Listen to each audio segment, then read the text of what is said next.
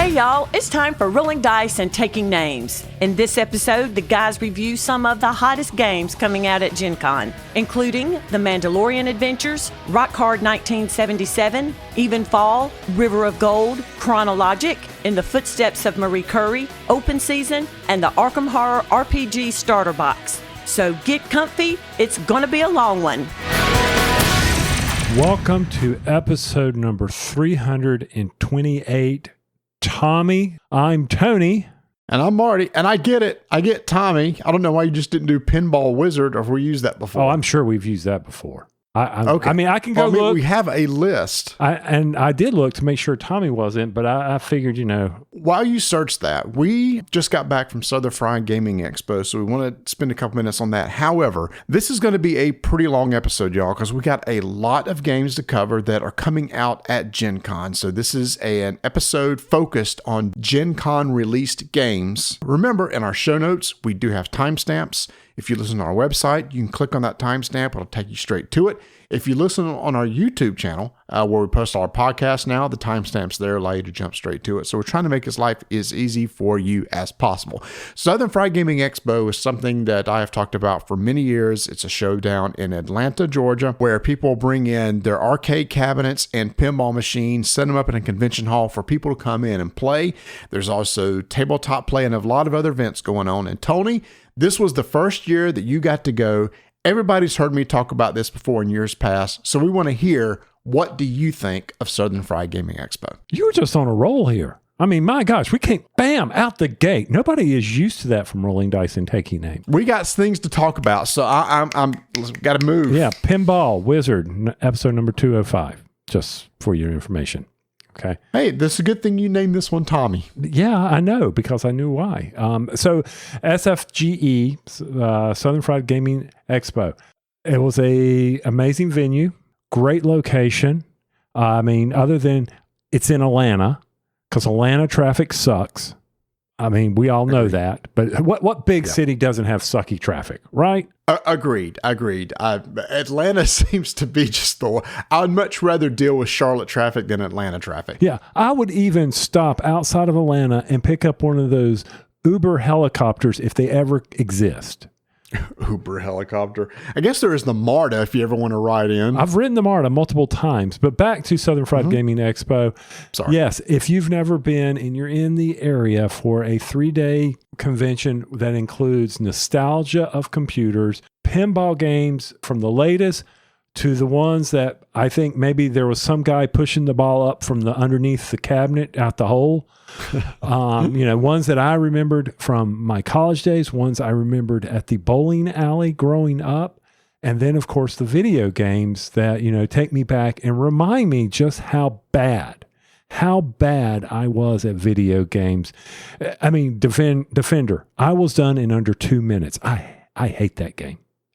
Well, no, I hate that game too. But was there not a game that you were good at? No. In the 80s that you played? Oh. No, there was no games I was good at. I gave Putt-Putt so much money, which was our local arcade area, that I was not good at any of them. I mean, when I was even there playing Battlezone at this con, I was like, Battlezone, man, I'm a big gamer now. I know how to play games. Battlezone, crack screen because the bullet just hit me. I could not time my shots. I'm like, Tron. I was playing Tron. I'm like, oh, Tron was so great. The light cycles. I made it through the second wave and then I was done. Good news is the games I was playing, nobody was behind me, so I could keep playing. Yeah. Well, you saw what my obsession was. I spent a lot of time on Robotron and Tempest. Yeah, I need to share out my B-roll of that so that you can post it into your video when you get back from Gen Con and start editing that and posting that. So if you're into that kind of thing, if you really enjoy the retro feel, give it a shot. I will say that we didn't head over to the hall because I was warned that, you stand there waiting a lot for games and things like that. So instead, we got to play a lot of games, board games, and the board game setup was great. Love the board game setup. You didn't have to wait in line for the, like you said, non-popular stuff. Yeah, but I never got to play the Jaws, the pinball game, the 007 pinball game, because the people that were on those actually knew how to play pinball, or they were breaking. I bet you this is a major faux pas. You should not be allowed to hit multiplayer players on the popular pinball games. Like if you're the single, I agree. but they're sitting there and they're playing 4 people with 3 balls. Yeah. And that's just, I was like, okay, I'd like to try to play Venom. I did get to play the John Wick one, which was really cool. And pinball games now are ridiculous with their screens, their music. We got to enjoy the Looney Tunes one at 10,000. That was a good one. That was a good one. That's a good table. It was fun. I don't know if it was a good table. Like as a pinball person may say, man, this isn't designed very well, but I love the theme of it and everything. And I could somewhat understand what was going on some of the tables. Some of the, like you said, some of the new tables, there's just lights and things everywhere, and I don't know what I need to do. Right. That was great. Got to see the inside of that and what it takes to build a new pinball machine. It was amazing. Mm-hmm. My favorite, and the easiest one I understood was the new Elton John one that was there. Mm. It had a rocket, it had a tiny dancer, it had a crocodile. Imagine that. And if you hit certain ones, you collected albums, you would activate multi-ball under the crocodile because he's going to rock. If I had that kind of money and wanted to put one in a gaming room, Elton John would have been my winner out of the show. They also have a really cool area set up with classic console games, like literally starting at Pong. Mm-hmm. And they're all lined up chronologically, going to the Atari 2600, etc., all the way up through current consoles. And they have a game plugged in each one you can play that's cool. The Computer Museum, which is always a thrill to go and see these old computers and PCs that we used to play. And then you went with me to go watch the pepper eating contest. Yes, the pepper eating contest. And I'm proud to say I can eat certain peppers that they were eating, so I would never participate. I would participate in the Oreo eating contest that they had, but not the pepper eating contest. What was entertaining was watching some of the facial reactions of some of the contestants. That was the entertainment. Unfortunately, it was somewhat of a letdown because they didn't get to the hottest peppers. Every year in the past, they've always made it all the way up to the Carolina Reaper, and they didn't even come close to that this year before there was a winner that was determined. There's also wrestling matches, which our friend Bert likes to go to. I have been one of those before. There's entertaining. So you could see there's a bunch of stuff going on at this event, which is why we like it so much. In fact, we were talking to Chad from 25th Century Games. He has a booth there every year, and he says it is one of his, if not his favorite convention, because there's just so much going on. What if you're into something, video games, tabletop games, it's there for you, plus all this other stuff, and there's panels and there's tournaments.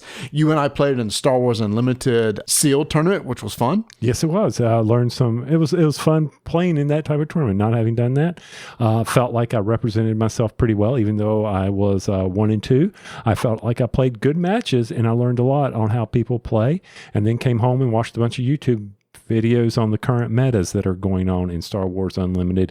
Not that I'll ever get into them, because just like any collecting game, people are chasing some special rares that go with certain leaders. Well, we both have a booster box to open, so maybe we can get that open. Maybe we could build something before we go to Gen Con. That'd be cool.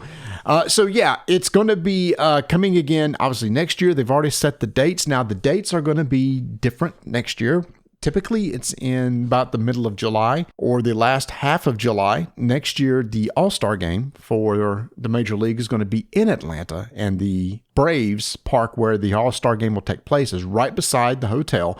So instead, they're going to have to change dates. And unfortunately, it's going to be the exact same weekend as Origins next year in June. That's going to knock out some of the tabletop publishers going there. I know for me personally, I will pick Southern Fried over Origins. I just like the group that runs that event. I like the people that I see there. So I intend to go back next year. So if you are interested, you can go ahead and start looking at the calendar now and head out and check. So thanks to the organizers, Shannon and Patrick, who bring us out there every year. We really appreciate it. They also do Dice and Diversions, which will be in January. I'm sure we'll talk about that later. But yeah, so that's where we got to play a bunch of these games that we're getting ready to talk about and preview. But before we get into that, here's another big preview. We got the chance to get the brand new Arkham Horror role-playing game. This is a starter box that's coming out from Edge Studios. That is under Asmodee. This game is themed all around the Arkham Horror series of board games and card games from Fantasy Flight. Yes, there are other Cthulhu-themed RPGs such as Call of Cthulhu, but this is specifically for that. And this starter box is the first entry point into that. You get a little intro rule book. You get 3 acts that contains 3 scenarios apiece. You get pre-gen character sheets. You get some maps, dice. You get like little puzzles that the investigators will solve. You get little clue sheets that investigators will use. So it's a really nice starter set, but I just want to focus on 2 quick things because a lot of people always wonder, well, in the RPG, what's the mechanics? What will I be doing? How is this different? This is a D6 base system, and I think it has some interesting aspects to it to where your character sheet, you have a certain amount of health. Let's say it's 6. At the beginning of a session, you're going to have 6 dice lined out that you can use for doing different tests. When you want to do a test, whether it be like a perception test in a narrative scenario, or if you're in combat and you want to fight, you pick the number of dice that you want to roll. Do you want to roll your entire pool? You can, but then you're going to kind of be out of actions for the rest of the turn. So instead, it's like a push your luck. Well, I'm going to roll 2 this time. And then based on your stats, you need to roll a certain number on one of those dice in order to succeed. Okay, that's cool. But what happens is just like in Arkham Horror, you can take damage and you can take horror. When you take damage, for each damage you take, you have 1 less die when you refill your die pool. So that's just less actions you can take, which makes sense. The matter here makes sense. If you start taking on horror, you trade out one of your regular dice with a horror die. And if that horror die ever, when you roll, comes up as a 1, you must do a trauma check. Roll against another table to see what kind of trauma you had. So you're going to be dealing with horror and damage, just like you do in the card games, the board games, etc. There's a way to mitigate that. You can take actions in order to help heal and take care of stuff like that. So I think that system is very easy to understand. I am really looking forward to hopefully getting a little group and playing through this because the scenarios are only supposed to be like an hour long. They're supposed to be really short.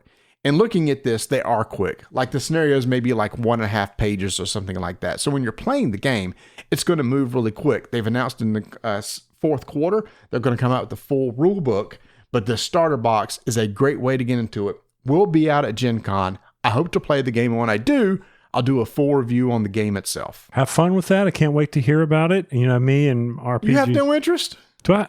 No, you know I don't. I'm not an Arkham Horror fan. You know that. I mean, I'll try it. Do I have to create a character? No, did you not hear what I said? There's pre-gen characters. I heard in this that. box. I just was letting you reiterate that. Reiterated then. Okay. Yeah, there's pre-gen characters. Yeah, I mean, I can't think of the last time I played a RPG. Me either. Me either. And but why I'm more excited about this thing. Okay. And the box is really, it's really nice. I think the box on like $35. Oh, It's not very expensive. Okay, either. that's a good price. So That's a good price. It comes with everything you need. So the next bit of news, did you see this, Tony, what Restoration Games is doing? I did. I most certainly did. They are coming out with another Unmatched series doing my favorite superheroes, the Teenage Mutant Ninja Turtles. So it's a Kickstarter that's coming out. It's Unmatched, so we know what the premise is. The question is, what are their powers going to be? How is Donatello's... Oh, good gosh. Oh, man. Michelangelo? No, I'm thinking of Leonardo? his weapon. Well, Raphael has the sai. Michelangelo has the nunchucks. Donatello has the bow. And Leonardo... What was Leonardo's? The sword. Have you got swords? Swords, yes. So it'll be interesting to see how they play, see if, what would be fun is to take those 4 characters and do the adventures with them. Dude, this is an adventure game. Oh, I'm sorry. I missed that part. If you clicked on the link that I sent you, this is actually Unmatched Adventures. This is the co-op version of Unmatched. I think this is a perfectly themed game for a co-op game. We got 4 players in our group. Each of us gets to play as a turtle against the game. We covered the Tales to Amaze adventure set. I love how you play against the game and how it operates. Mm-hmm. So I think this is a no-brainer. Yeah. So I know that we don't play a lot of the head-to-head. We'll get it. We'll try it out and stuff. But I think a co-op with Teenage Mutant Ninja Turtles is going to be a blast. I read past the adventures on the splash page because I was so drawn in by the art. Mm-hmm. September 2024 launching. Go over to their website, which I'll, of course, have a link in our show notes, and to be able to sign up to get notification as to when it launches.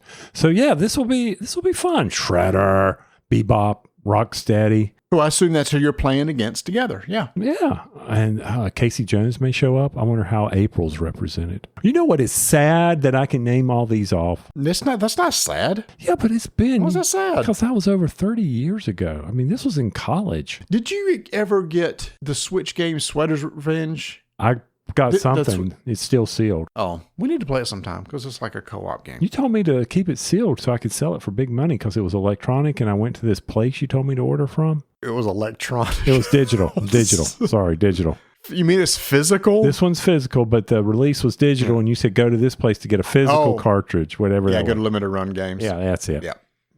Okay. I took a shrink off mine. I played that bad boy. All right. Hey, on the way back, you oh my gosh, you had something for me to try in the car. We did little taste bud segments in the car. You used your phone to record, so let's see what Tony had me try in the car on the way back from Southern Fried Gaming Expo.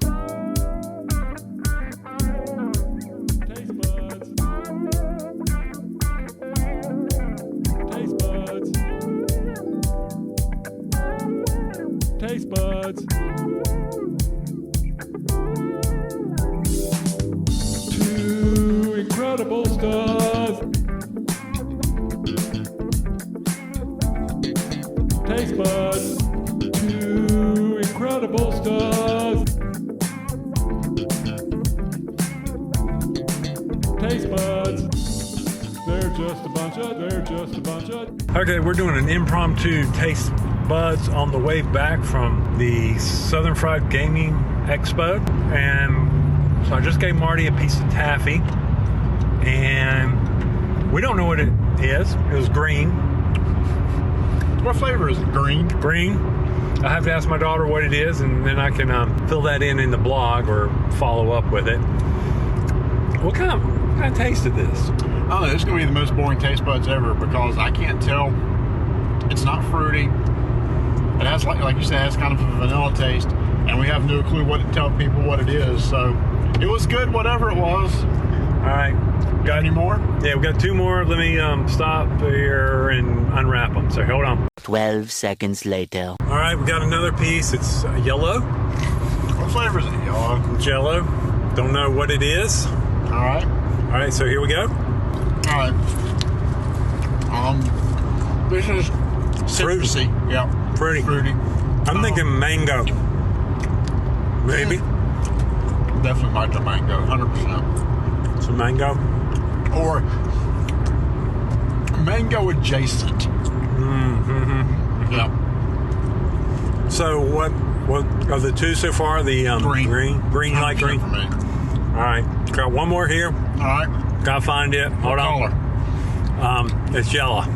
Another yellow. Okay. 12 seconds later. Okay, we got a brighter yellow. Smells different. It does not smell as good, and I swear this is something gross. And I just finished my Mountain Dew, and I've got nothing to wash this down.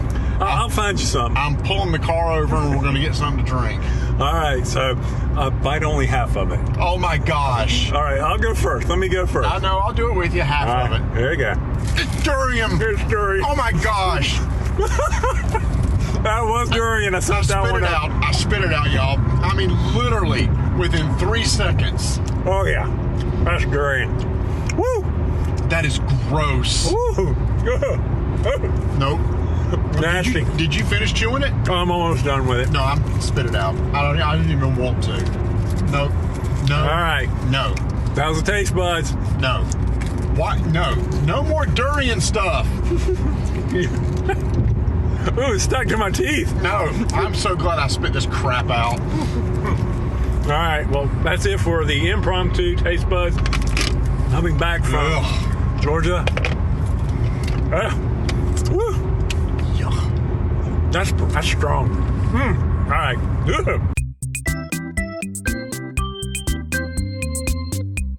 A few weeks ago, we talked about the brand new game that's going to be out at Gen Con. It's going to be a hot game this week while we're there. AI Space Puzzle from Portal Games over at shopportalgames.com.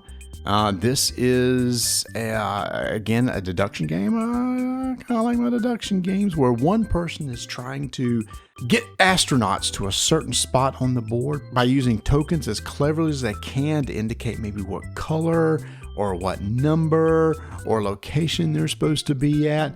Tony and I had a great time with this. Go back and listen to our review on this game. It's a very open-ended style of game where the person who's giving clues has a lot of options. It's definitely not on the rail style game where you come up with clever ways to try to solve each and every puzzle that you have in the box. So if you're into like puzzle games, deduction style games, a co-op game, definitely give AI Space Puzzle a chance. I think you're really going to like it, and you can go get that over at shopportalgames.com.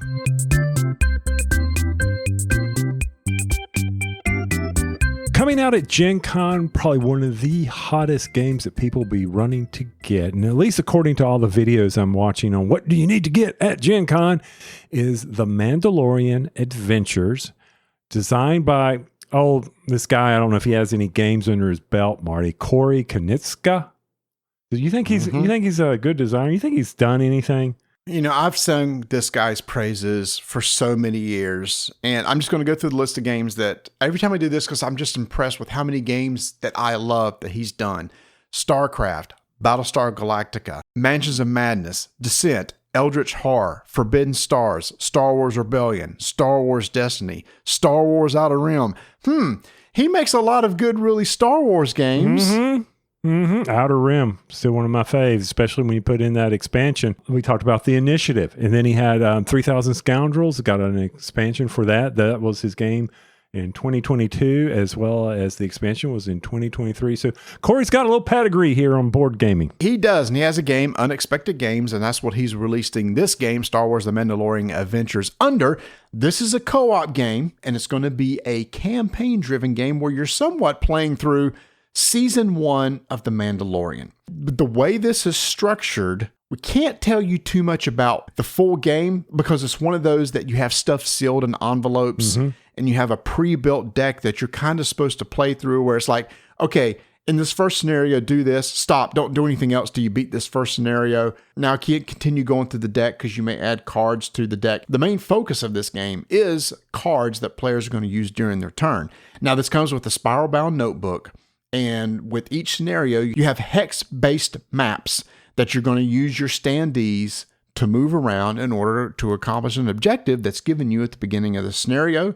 You're going to have some face-up and face-down tokens on the board. Some of those are going to be baddies that you have to deal with. Some of those face-down tokens may be something you're trying to search for. Again, it just depends on the scenario, and just don't want to spoil too much. We'll just talk about the scenario one because that's the first thing you're going to play, and I'm just going to say, hey, the Mandalorian's looking for a special package, and if you've seen the Mandalorian, you know what that package is going to be. And if you're like me, who only watched that one episode, the rest of this would be a surprise, because I've got no clue. None. Zip, zero, zil. Yeah. So this, if Marty were to say, well, in this one, and number 2, he's doing this. I'm going to be perfectly honest here. Having not watched The Mandalorian, I could care less at how well it follows the TV show. I'm looking for a good game, a different type of experience. I mean, these are, the book-bound games, or is what I do them, like Near and Far, Mice and Mystics, Aftermath, those types of games. That's what you're dealing with here. And so how did he pull it off? What makes it different? And I think probably, you're going to be playing cards. You're going to be moving people. Yes, you're going to do all that. But there is this one mechanic when you're playing these cards, and it's the action selection. And this was one of the things both Marty and I really enjoyed about this is as you're playing your, 2-people game, more than 2 people can play, but you will play cards to this action selection area that is dictated by the map. And Marty, for me, that was refreshing. That was different. I can't remember seeing this. I can't either. And he always comes up with these little clever things that we haven't seen before. So for example, in the first scenario, there's 4 different actions you can take. You can move, you can attack, intel, plan. Moving, pretty straightforward. Take your little standee, move them across the map. Attack, pretty straightforward. If you're in range of somebody, you can deal damage to them. Intel is a way to, hey, there's some face down tokens that are placed on the board during setup. Some of those things you're looking for, maybe you want to see what kind of enemy is there, because when you move into a space with the enemy that's face down, the token flips over, you get to see what they are. The intel action will let you peek at some of those tokens. And then the final one is a plan action where you get to draw cards from a deck, and these are really special one-time use cards They give you some sort of benefit. Maybe you block some damage, etc., something like that. But Tony, what's clever is how you activate these actions and the risk you take when you activate some of them. You will play a card to these actions. And on these cards, there are numbers. These numbers are kind of like, hey, they're the strength. Kind of like 1, 2, 3, 4. Yeah, they're the strength of the card, right? Yes. They're the strength of the card. 100%. And it lets you do addition. That's how you'll get to move so many spaces. Oh, so you're saying if I play a action card on the move space with a 3, I can move 3 spaces. You can move 3 spaces. Yeah, go for it. Knock yourself out. When you're done with all this, you need to take a look at the strength of the cards or the sum of these cards in that action. Because if you are 5 or more, something's going to happen. If you're 5 or less, nothing happens. And when something... If you're 5 or more or 5 or less. I'm sorry, if you're less than 5, yes.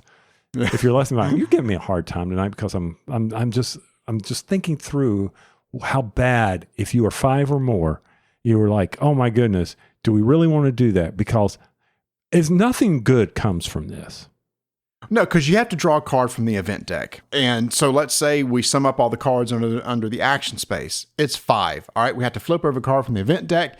Card from the event deck could spawn new enemies. It could move enemies. It could cause enemies to attack you. But here's the thing is, you have to resolve each of those actions.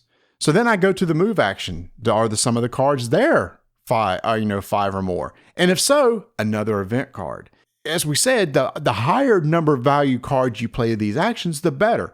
On the attack, the value on the card is the amount of damage you're going to do something. So if you're going against a big baddie with a lot of health, you want to play a high number card, but that's going to trigger an event for that particular action. If you want to peek at something, the intel, the number on the card dictates how far away from your standee you can peek at a token. And the plan action is the number on the card dictates how many cards you can draw to find something you want, keep one and get rid of the rest. Because there's some cards in there, it's just, oops, bad luck does nothing. Mm-hmm. And so you want to make sure that you don't accidentally draw that. So at the end of the turn, like you said, each action must be resolved to see if it busts to be at least 5. And here's the thing, if it's 6 or more, there's an additional bad thing that happens per scenario. So there's something on the scenario that says, okay, if you're 6 or over, this happens. Oh, and also draw a card. So the fun of this game is trying to spread out between the players all the actions as best as you can without triggering having to draw an event card. But you're going to. Well, you eventually have to, but you just try to lessen the times that it happens or try to make sure it doesn't happen too many times in one turn. Yes, but you're controlling the fate. And I think that's where it's different than, say, an Outbreak or any of these other type of games that measure, okay, where are you on this track? You can control this. Now, if you play less, the lower number cards, it helps you. Maybe you'll get to take that action multiple times, but you won't get to move as far. You won't get to attack as far. You could play 4. Well, you can't, but you could go back and forth with each other and plan out your moves. Hey, let's, do attack of 1 and an attack of 1. That means 1 space, or the power or the damage. Now, also these cards have the ability, to have text on them that will give special events that have happened. You may be able to ignore the text and the action that you're taking, or it may be in addition to. So you'll just have to read through the cards and see how they come into play. That's how he differentiates each character. So each character has some special cards that's specific to them to be able to do something.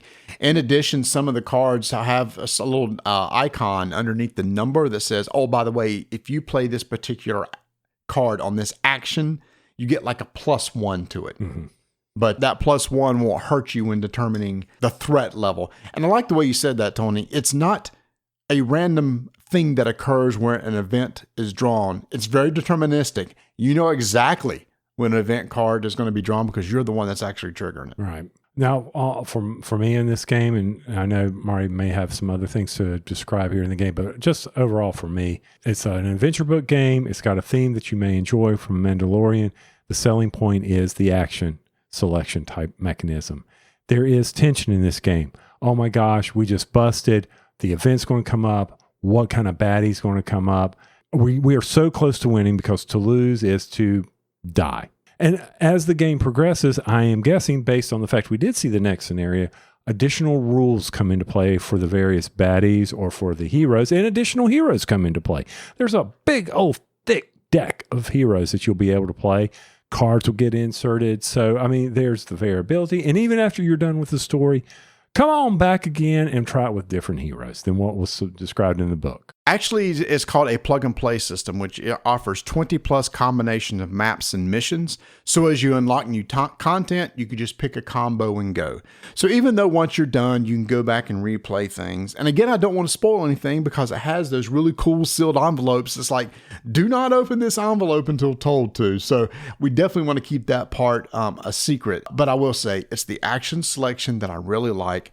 I honestly wish that he would come out with a game that's not a campaign-driven game, that's more of like a deck building game where you kind of build your own deck and play using this action selection, because I really think this is cool. I love the idea of trying to mitigate threat by playing as many low numbers as you can before you have to start drawing event cards, because there were times, Tony, when we were just about to finish an objective and we would trigger an event and dadgummit, it would spawn something like right where we need to go. Exactly. Now we have to deal with that. So I think that's really cool too. So the Mandalorian Adventures, it's hot right now. A lot of people are talking about it. Solid co-op game. It does play up to 4 people. There are situations in that case, there may be only 2 characters on the board. So you're sharing, everybody gets cards from each character, and then they will take turns playing those characters. So not one person owns that character. So that's how they get around from having multiple players with fewer characters on the map. So that is the Mandalorian Adventures from Unexpected Games, hotness at Gen Con, and go look for it pretty soon online and in stores.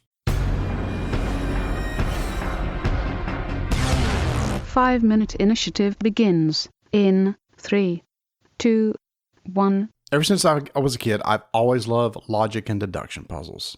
And I was a big fan of the Turing machine that came out a few years ago. So when a new game came out from those designers, Fabian Gradel and Johan Levet, called Kronologic, I was like, yep, I'm very interested. And there's 3 different themes to this game. There's one that's Paris 1920, one that's Cusco 1450, one that's Babylon 2500. We played Paris 1920. This game is made up of multiple scenarios. Don't want to spoil too much, but in the first scenario, you're kind of like playing a game of Clue.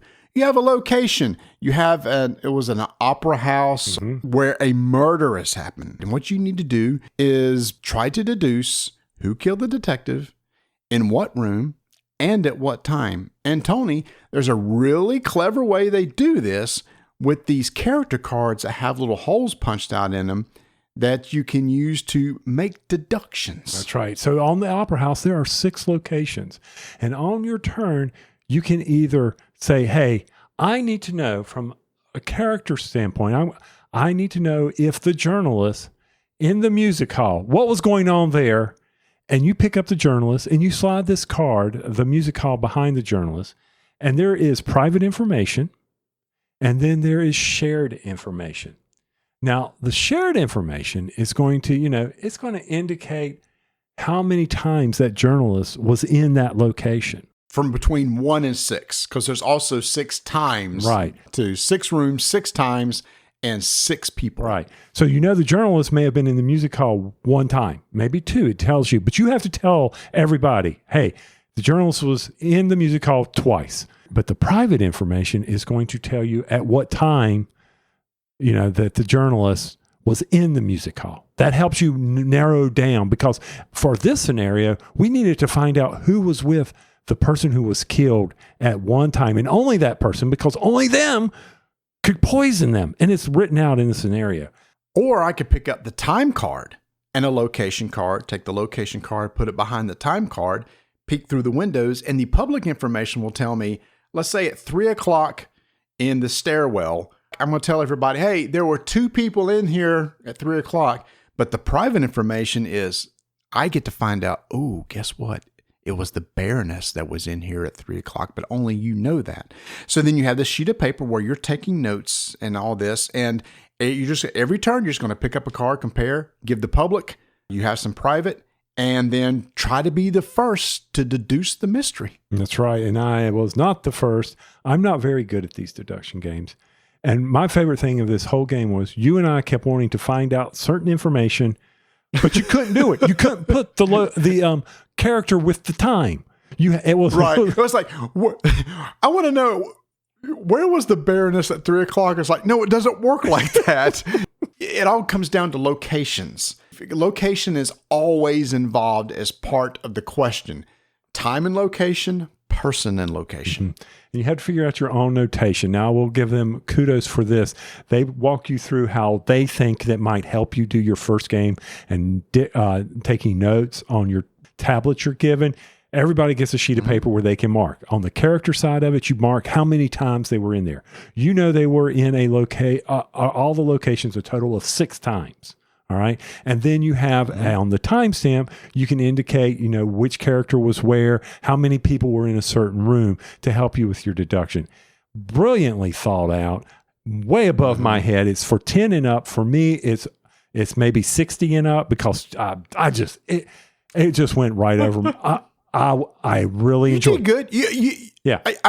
I figured it out, but you were like maybe one question behind me in figuring it out yourself. You had narrowed it down to pretty much about what I had done. Right. I wish we had played more of the scenarios. I know in the scenario we played, it's still going to be the same thing. There's only the opera board, but I would love to see what scenarios they came up with what you're trying to deduce. It may not be murder. I don't know. We didn't read through all those types. There are 3 events in the box with 5 scenarios in those 3 boxes. So there's 15 games in there.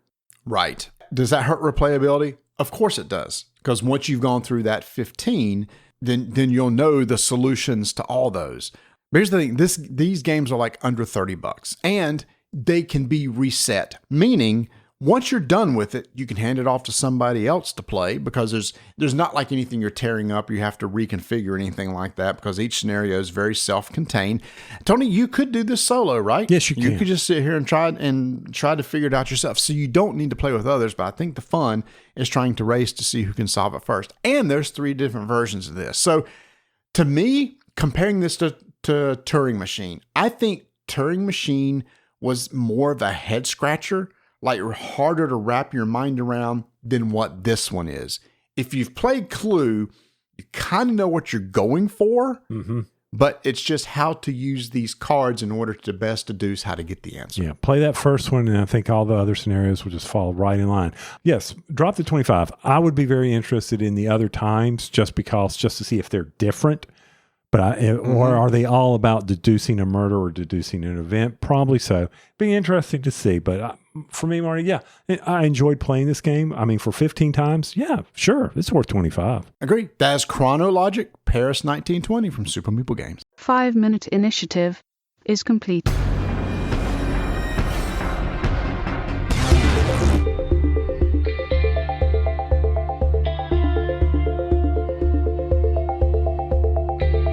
Can't make it to Gen Con? Wah, wah, wah. But that's okay. You can have it over to miniaturemarket.com and get some pre-orders in. Because Miniature Market is going to get some orders out there. They're going to start getting those shelves full. Everybody goes to miniaturemarket.com for their games. They're going to get them in quickly after Gen Con. As soon as the publisher can get them to them, they're going to hey, Miniature Market, here's the pallets. Get them out. They're going to be taking care of you over there. But also, if maybe you can't wait till that time, go ahead and head over to miniaturemarket.com for the backroom deals. There may be a game that you want. I know that if you're into Summoner Wars, they've just put those on the back room. Get you some additional packs for Summoner Wars. Expansions to Core Worlds was just listed out there. And then they have all these daily deals as well.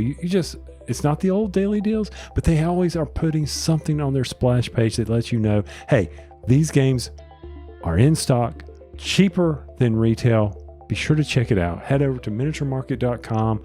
Don't wait around. Get those pre-orders in for all the Gen Con hotness. It's 1977. You're an up-and-coming musician dreaming of making it big with your band.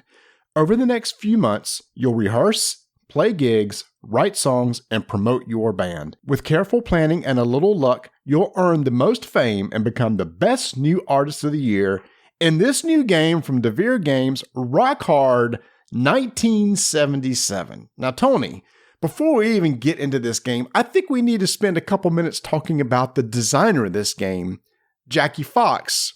If you look at the background of Jackie, this is her first game she designed, and the theme of this game is somewhat, she's very familiar with it in her previous life, earlier in her life. You know, I didn't understand how a 4-time Jeopardy champion could understand rock bands. You know, you say this, but she was a 4-time Jeopardy champion. Well, I mean, to be fair, there's a lot of designers out there making games with themes that they may not be... True. You know, have a lot of experience with. But I think we really need to highlight the experience of Jackie because she was a former rocker herself in the 1970s with a band called The Runaways. Their biggest hit was a song called Cherry Bomb, which has been used in several movies. And, Tony, have you ever looked at the lineup with some of the musicians that played in this band? We've talked about this on the show before, and I am drawing a complete blank because there were some heavy hitters in the Runaways. Here we go. Joan Jett. Yep. Lita Ford. Woo! And what's cool is with Jackie, I've been following her on formerly Twitter, X or whatever, for several years because it's like, oh, cool. Here's a former rocker, former Jeopardy winner who's into gaming. So it's really interesting to see somebody, you know, with have some popularity and a lot of people may know about her and everything like that, get into games. I think that's really cool. Oh, yeah. So it was really neat when she's talking about, hey, I'm going to come out with a game based on, being a rocker in the 70s. And then from then, I've started following some others on X. The lead singer, Sherry Curie, I follow her on X and everything. So it's kind of sprung out, following and going back and listening to some of this music from the late 70s from this great female-led rock band. Mm-hmm. And then who all went and had, some of them had some single careers. I mean, Joan Jett and the Blackhearts, don't give a damn about my bad reputation. Lita Ford, Kiss Me Once, Kiss Me Deadly. You were a big fan of Lita Ford in the 80s. I enjoyed Lita. Oh, man. But see, that's one of the things. I mean, I don't have the musical ear you do, but having worked in a record store, I got to experience that 80s, that transition of the 80s hair bands and rap coming on scene. So I was exposed to a lot of those groups from, as they were transitioning over. Now, so you've got this person who is in a band who understands, what it takes to be a successful member. So in this game, that's what she's trying to get the theme to. How do you take an up and coming performer, someone who has, I want to be in a band, I want to start a band, and make a game about it? And that's what this is about. Rock Hard 1977. Taking yourself, get a few musicians, get them practicing, get better at what you're doing, get a little chops going, get some good songs on the book, making all this happen and doing this in a board game perspective or a way that a board gamer goes, oh, the core mechanics, I can understand this, which is worker placement, single worker placement. Mm-hmm.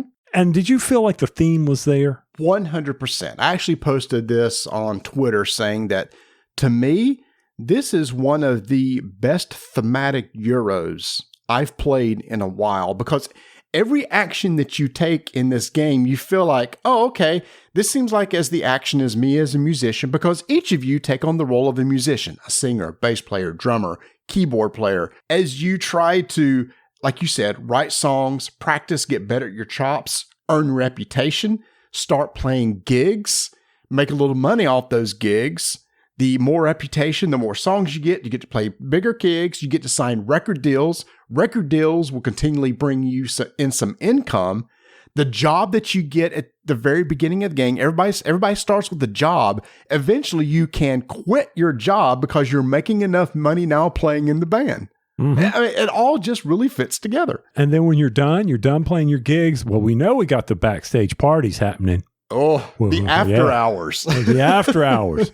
I mean, do you go to bed or do you stay up and party a little bit, get a little social, or do you go out and meet your fans? All of that comes together to help you build some of your capabilities because you have to, you got to be leveling them up in order to be able to play at bigger venues. Makes perfect sense. And how you do that, you can't take these next actions until you take time to not do it all at I'm sorry, I'm struggling here because I can't level up my chops all the way to 11, which I love, the Devere 11. We get you. You've got to spread those out. And I like how they balance that, because if you don't do that, then you're not going to be able, as the game progresses, be able to take advantage of the other items that you need to do, which is playing the gigs, which gives you all the money and gives you the victory points that you have to have. I didn't really follow all that. I know. I lost my train of thought. It was because I'm sitting here looking at the boards, the Devere boards, which once again, Devere Productions out. Yeah. Put a pin in what you were saying. Look at the Devere boards. You basically have what looks like a black Fender amp, and you have actual knobs on the top of the amp. And that's what you use to track your chops, reputation, songs, your royalty, and your cravings, which we'll talk about in a second. And like you said, each of those knobs go to 11. So what you're trying to say is that you need to evenly kind of work all those up. You just can't work on chops only and ignore reputation. Right. You can sing your heart out. But by gosh, if you can't play it very well, it's not going to do you any good. You're going to suck. And so that's one of the things you have to figure out is how do I get these to go up in a systematic approach? Yeah, and so that is done by, like you said, like a worker placement type thing. And how this works is it's played over 9 rounds. Each round is kind of considered a month. And you're going to be playing through what's called a day, a typical day during that month. And there's 3 phases. You have the day phase, the night phase, and the after hours phase. So on your turn, you're going to take your character and you're going to place it in one of those sections. So in the day phase, you're going to plop down one of your character on the board and take that action. And it could be doing an interview, which is like giving you a reputation. If you want to rehearse, you can go into the studio. It takes a little bit of studio time. You got to pay money, $1 or $2. You can start working on your chops. You can hire the crew. You know what? When you're starting out, you got to put a band together.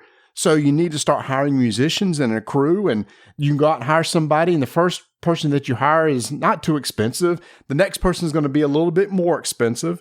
You can make record deals. Later on during the day, you actually be able to make a demo track. And once you have that, you can get record deals, which will earn you income at the end of the day. So each of us are going to place, and some places are locked. Only one person can go there, a sort of typical worker placement game. Then after everybody places, Tony, then we're going to move over to the night action. And it's at the nighttime, babies, where you're going to start trying to play some gigs. But yes, to playing the gigs, you've got to have the various sets on your Fender to make sure that you can play, because the higher the gigs, the more points, the more money you're going to get. Only a certain amount of people can play gigs. I do like when you're playing a gig, the first person there, he's going to be the main band, and then you have warm-up actions or warm-up groups. I like that. They get less. And it doesn't say that on the board, but that's how the theme comes through. I recognize that. I've been to some concerts. I've seen a few bands play. Mm-hmm. Even though you can't go to all these positions, you're not always locked out. There are other things you can do that are like you can go do your job if it's at that time of the phase. You can go donate blood. That's what I'm saying. So when you said you locked out of positions, I don't want people to feel like, well, there's nothing I can do here. So it's like a wasted turn. So you talk about the job. So at the very beginning of the game, everybody gets a job card. And this job is going to have a certain time during the day that you must report to work.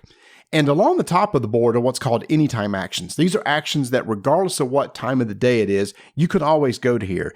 It could be to donate blood in order to get some money. You can write a song, or you can go to work. So if I had a job that said, hey, your job requires you to be there during the day. What happens is during the day action, that's the only time I can go to work, and that's when it provides me money. But by taking the work action, I miss out on being able to rehearse, hire people, etc. Now, if I feel like, you know what, I just can't go to work today. Instead, I'm going to go work on maybe do an interview with somebody in a radio station and work on my reputation. When I do that, I take a token saying I missed work. If it ever you collect your third missed work token, that is, you've either just quit or you've been fired and you can no longer get money from working anymore. But hopefully by that point, you've built up your band to where you can play gigs to make money that you need to pay, other musicians, etc. that's going to be needed while playing through the game. One other point I'd like to talk about is your band, whoever you're representing here.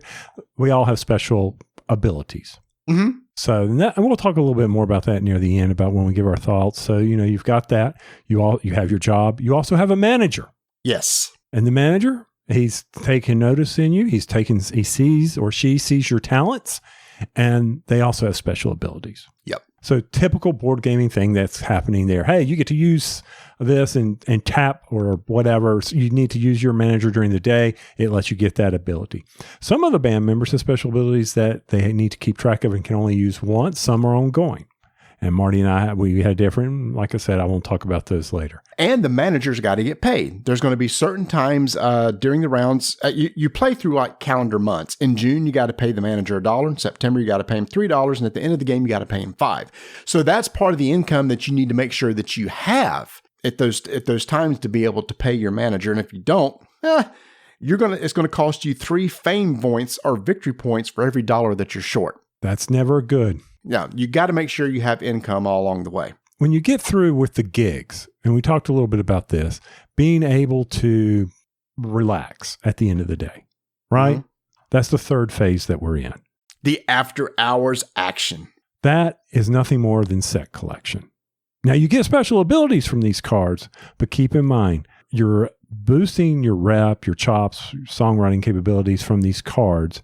Mm-hmm. But if you collect 4 different ones, or if you get 4 completed, 4 of the same, you get victory points. Another way. So that's basic set collection. So as you're explaining this game to someone, you could really say, you're placing your workers here, and this is a set collection. And people will key in on that. Mm-hmm. Now, during the after hours section, once again, you still have, these aren't all available to you. So some people may beat you out at certain positions to help you complete that collection, but there are wild cards, which you can then match up. The after hours, I understand the purpose of it. It was helping drive some of your other capabilities, and that's why that's in the game. And also during the after hours is when you had the chance to go and record a demo, cost $3 to get a demo tape. And that demo tape you could turn in, that's what you would need going back to the day phase in order to turn that in to get a record cut that you would need for a record deal. But it's also during the after hours phases you determine player order next round. So yeah, getting those action cards is really cool. Gives you some points, gives you some special abilities, but there is going to be a random number that's put out on each of those, each round, numbered 8, 9, 10, 11, or 12, and that's going to be where you go in the turn. Now, if you want to make sure you get the first action in the next day, you need to go to bed early. You want to be, early to bed, early to rise, because you get to do the first action. You don't get anything for it, but you're guaranteed to go number 1 the next day. Whereas Tony, you may go, you know what? I really need this particular card over here to collect a set. Oh, darn it. It has a 12 there. Well, that's fine. You're going to go last the next day. So you're getting the card that you need, but you're sacrificing getting the last pick of the next round that we play. One of the things I liked about that was if you do, there's, of course, you can get victory points because they're associated with those later turns. Hey, I picked 12. I'm going to get 2 victory points as well. Right. It's on the card straight out. So then rinse, repeat. That's the game. Now, you also have an event card at the beginning of every round. I like this. I like event cards that will kind of tweak the rules a little bit or change the round. And speaking of cards, I want to say the flavor text on these cards is so good. I mean, typically we skip flavor text, but we were reading each of these, especially those after hours cards. They had some funny stuff on there. Mm-hmm. The events had funny stuff. And there's one thing that we have not talked about yet that I think is really important, and that is there is a potential way to take an extra action on your turn. And this is done through a resource called Candy. I'm just going to read this straight out of the rule book, okay? Sometimes rockers need a little extra something to get them through their difficult, busy day, even though they know it probably can't be good for them in the long run. Whether it's too much coffee, adoration from an ever greater number of fans, or anything that gets your heart pumping, quote, Candy is just the boost your character needs, a way of potentially getting extra actions in a turn at the risk of long-term consequences. Y'all, it's the 70s. We know what was going on in the 70s. There was, a lot of drugs that may have been going on in the 70s, but we're not going to say that here. It's just going to be called Candy because you have a resource that you can spend. You draw a candy card that will tell you, hey, you get an extra action. There's one in there, it's an extra 2 actions. There's one that doesn't give you an action at all because it's sugarless candy. Mm-hmm. And when you do that, you're going to increase the cravings on your amp by 1. Then you roll a die. As long as the die value you roll is higher than your cravings, you're good. You take the action and you're done. But the more candy you consume, the higher your craving number goes up. So the chance when you roll that die, it will not exceed your cravings amount. When that happens, you go into a sugar rush. And what you do is there's a little counter on your card or a tracker on your amp that tells you if you're in a sugar rush. If that happens during the next day event, day phase, you must go into, get this, recovery. And when you're in recovery, your cravings go down to 0 and the sugar rush is over because you went into rehab, essentially, is what you did, and you've gotten yourself off the candy, but that doesn't mean you'll not start taking the candy again. But I just thought, again, this was a clever way of taking something that was probably a heavy influence with a lot of bands during the 70s and incorporating that thematically into the game. Hey, it's an extra rush. It's a way to take an extra action. And sometimes those extra actions were critical in the game to be able to do something. I need to really take 2 actions during the night phase. I got to play 2 gigs tonight. I got to make sure to make a lot of money. Consume a candy and play another gig, hopefully. Then after 9 rounds, you got some final scoring. You do have some personal goals that you were given at the beginning of the game. Those are secret. You also have end of game production, performance, and publicity bonuses that are randomly dealt at the beginning of the game for everybody to work on. And as you achieve those, you can immediately claim them. They could be in-game, IN, or end-game, END bonuses. And that's very typical of a lot of Euros nowadays. All right. We already mentioned the production of this game. Top notch. Yes. Unreal. Speaking of production, when I first saw there was paper money, I went, you have got to be kidding me. But as we played with the paper money, which is not like Monopoly money, it has a very linen feel to it. It has a dollar bill feel to it. I kind of got into it and actually didn't mind at all and kind of liked it of, throwing out bills and getting money back. I ended up liking it because of the quality of what they made with those paper bills. The amplifier having the little knobs to turn, acrylic standees. I hope more companies continue to go towards that than miniatures. Yep. I just enjoy them. Easier to put up, easier to store in the box. They didn't have an insert for this game, which was fine. Nothing. I don't have to worry about that. So overall, I thought that the game quality was typical Devere. They don't let you down. Right. As far as the overall gameplay and teaching, it's actually not that bad of a teach. You had some problems with the rule book, in all fairness. However, from a teaching standpoint, like we were talking about, it's a straightforward worker placement set collection, maximizing these abilities or building these abilities to help you gain more victory points at the end.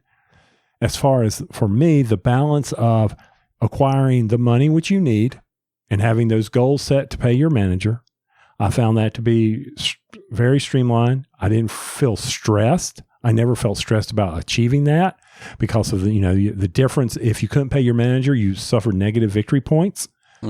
So overall, I thought, the general gameplay was straightforward, easy to understand, as well as I didn't feel the stress that sometimes you get in a worker placement when you cannot put your person where you want them to be.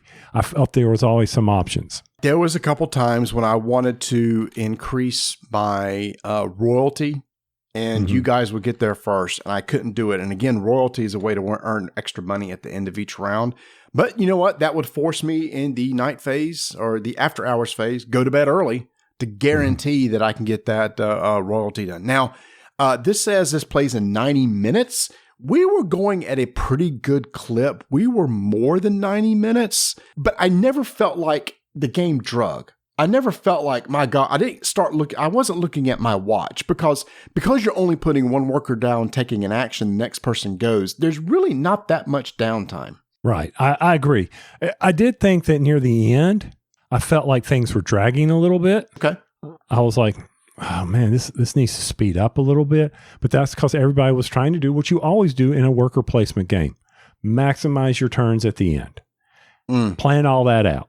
Right. So one of my concerns about the game was that I felt that some of the powers that were out there felt a little OP to me, you know, specifically like you had one where you could pull in, look at the cards. Look at cards on the board, right? I could look at the top of any card and actually use it if I could. And for me, I only got to roll the dice one time to check my candy sugar rush. So yeah, I could spend it to eat candy and then maybe I wouldn't go on a sugar high. But I mean, you know, at first I had to have candy. And I also felt like there was a power that Bert had. And I don't know if it was his manager or his player. Gigs couldn't be blocked. Which was actually a big deal because there were a couple gigs I wanted to go to because they had more money and somebody was already there. So his ability with that manager was that. Now, what that does that a lot of variability, right? So a manager and the player power combined really give a lot of variability, but you know, you may find that manager and player power that kind of synergizes really well. Yes. That was just the only big things I think from the game standpoint that I had an issue with. You know, I just felt like those player powers were a little powerful.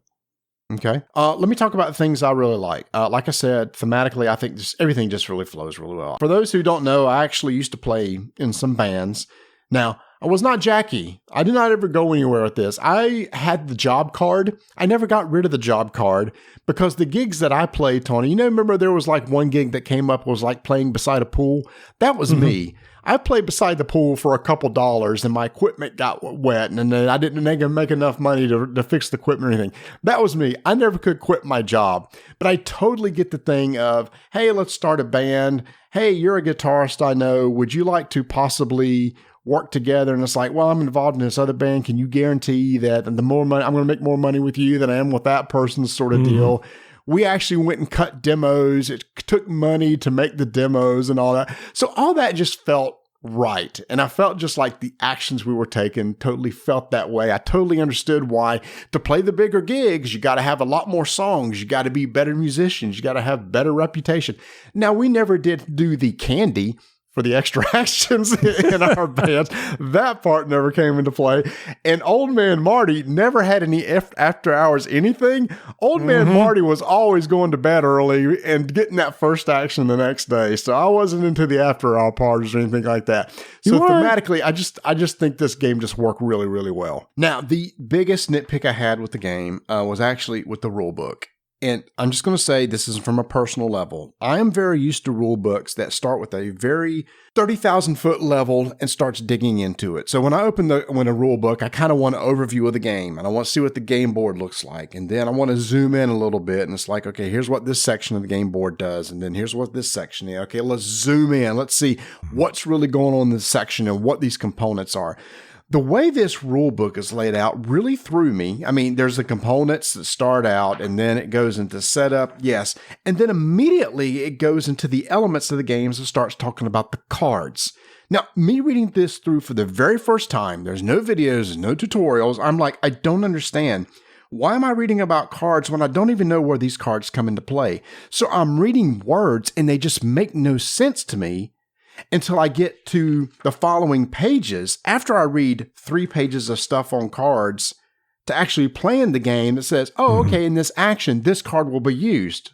Oh, well, okay, I would rather that card explanation be in this part of the rule book?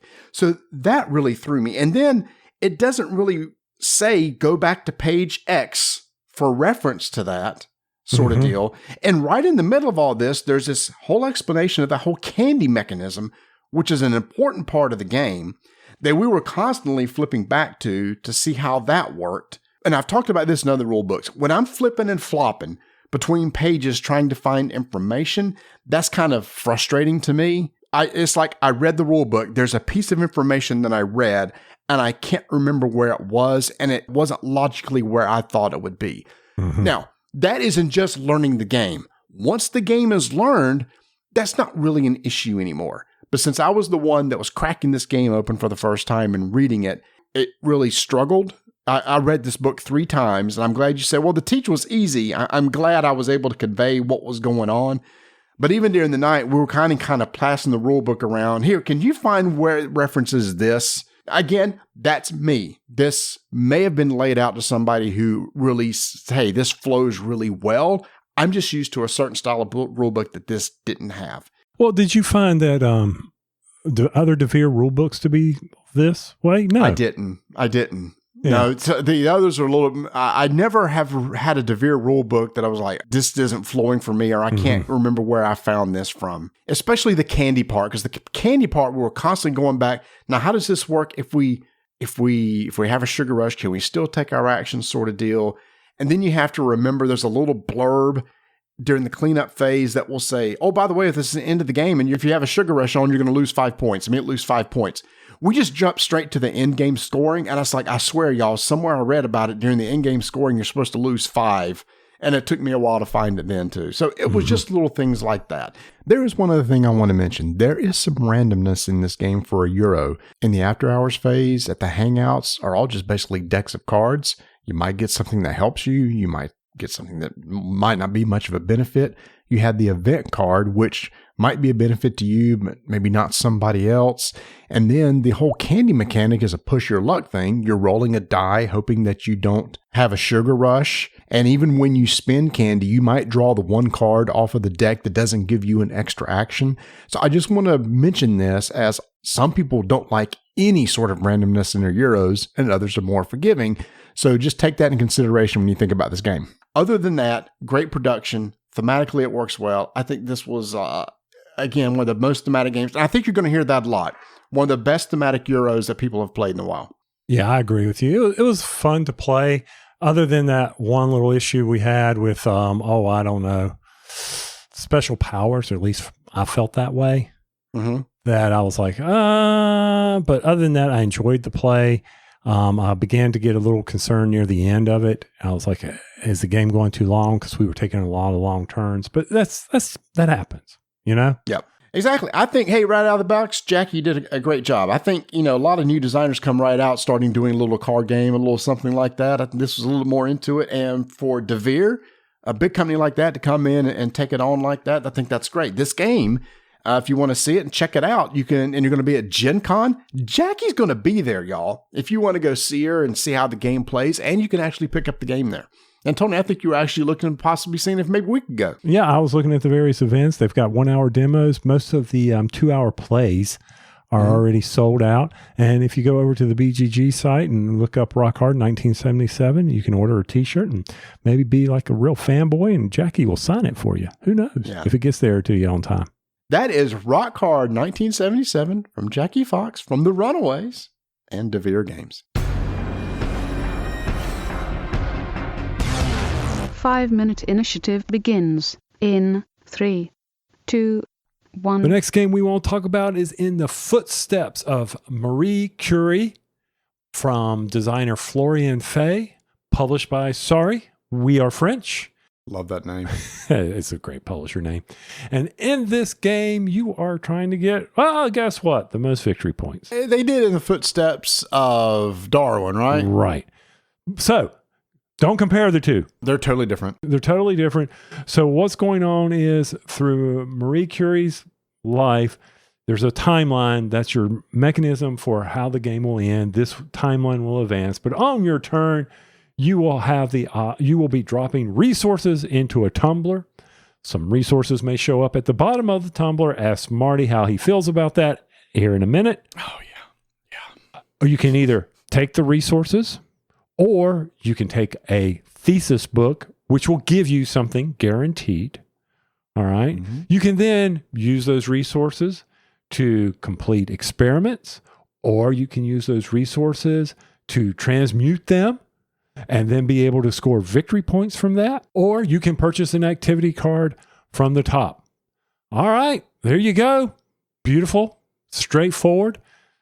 I mean, you're scoring victory points. The activity cards, there's some, capabilities that as you progress on buying these activity cards, you're going to get certain benefits. I mean, it is a very light, straightforward, resource manipulative game. Resource manipulation is exactly what this is. You start out with some stuff that isn't as valuable, and you make it more valuable. That more valuable stuff will get you the better activity cards.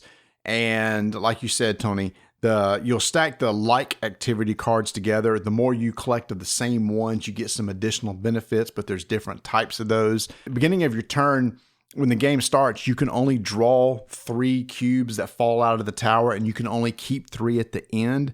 But you have flasks and beakers that you can collect, and when you complete a certain action on those, you can flip them over, and by completing those, you increase the number of cubes that you can draw at the beginning of your turn and increase the number of cubes that you can keep. So you're also doing that to accumulate these cubes that, like you said, to convert into victory points. Along as you play, each person is going to advance a little marker around a dial, which will dictate which cubes are dropped into the cube tower, and that dial will also advance the clock. As you get cards, buy those activity cards, some of those also advance the clock. And that's basically the game round timer. Essentially, when you get to the end, you're going to calculate points and see who wins. In the workshop tile, you don't, every time you index up, you're not always going to advance the clock. There's certain marks.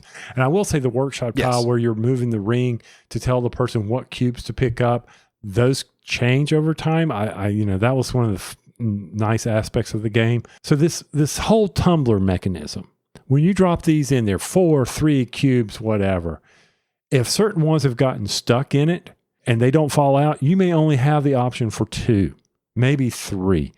The next person will be able to drop in and a whole bunch fall out, and they get the selection of how much they can pick. Those cubes don't all go back in for the next person to drop. They stay on the board for other people to select from, unless there's a mechanism where they do get wiped. This game is a very, and I've already said it, simplistic way of what cubes do I want to keep? How do I want to store them? How do I advance the various beakers and flasks to help me get more? This is not a heavy point-driven game.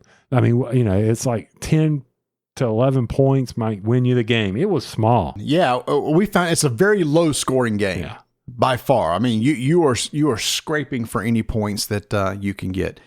I will just say, for me, the whole cube dropping tower really soured me on this game, because it is strictly luck on what cubes you could get on your turn. You talked about you could turn over a thesis book that might give you something. Yeah, you could risk turning over something, but you might turn over and it give you a cube that you totally don't need. And if I'm looking for a certain color, and I know that those things are in the tower, and I drop and it's like none of those fall out, I feel like my whole entire turn was wasted. And there was nothing I can do about it. So I'm not a fan of the cube tower at all. I was getting really frustrated because it seems like everybody else has had tons of cubes to choose from, and it would get to me and nothing would fall out. Right. And that's true. That's what a lot of these games are, that have this type of mechanism. A lot of these games. What other games like this? Don't do that to me. It's games with these types of things where you're dropping, like Kerplunk. Oh my gosh. Well, Kerplunk's not a Euro game. See, that's what gets me. This is supposed to be like a Euro game, but this randomness of the tower was just too much for me. What about Dark Tower? But that's a thematic game. I don't see that as like a Euro game. Okay. That's a cooperative thematic game. Totally different. Okay. In my opinion. I'm not going to try to win you over on this tower, because I agree with you. You remember we talk about dice games? If there ain't flipping dice mitigation available in a Euro game that has dice, I'm out. Mm-hmm. No interest. No interest. I mean, she put a dice tower out there. Dice tower coming out, but they all at least come out. Well, these cubes Well, didn't then they'll come. all come out. It's designed to get some cubes stuck in it. Right. That's how this drop tower is designed. Right. So I think for an audience that's, if you want to teach this type of game mechanism, the anticipation of the tower will be a hit. Some people it will be. I agree. It is one of those games where you're playing your own game other than the cubes dropping out of the tower. I like this better than I did Darwin. Darwin was fine with me, but this one I like better. I don't mind the tower mechanism. That did not bother me.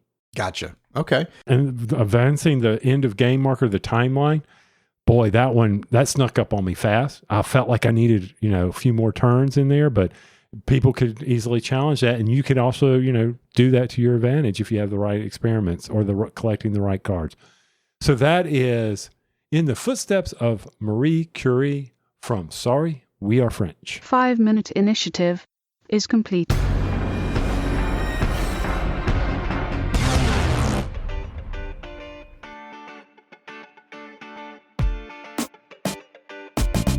Our buddy Berkey has his Kickstarter live.